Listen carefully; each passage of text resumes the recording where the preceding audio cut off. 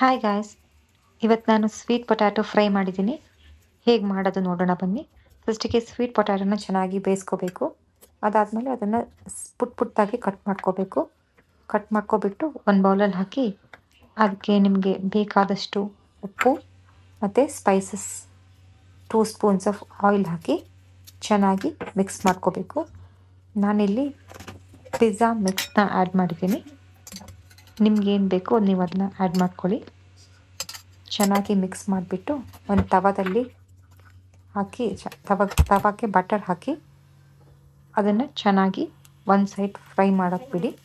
At least 2 to 3 minutes ಚೆನ್ನಾಗಿ fry ಮಾಡೋಕ್ಕೆ ಬಿಡಿ. ಅದಾದಮೇಲೆ ಕ್ಲೋಸ್ ಮಾಡಿ.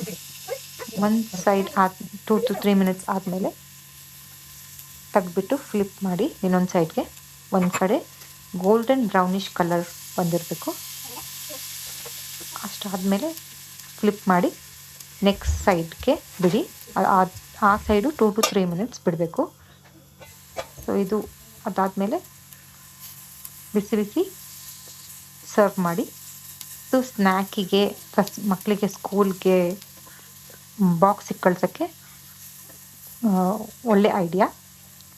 ಸೊ ನಿಮಗೆಲ್ಲ ಇಷ್ಟ ಆಗುತ್ತೆ ಅಂದ್ಕೊಂಡಿದ್ದೀನಿ. Okay, bye. Have a nice day.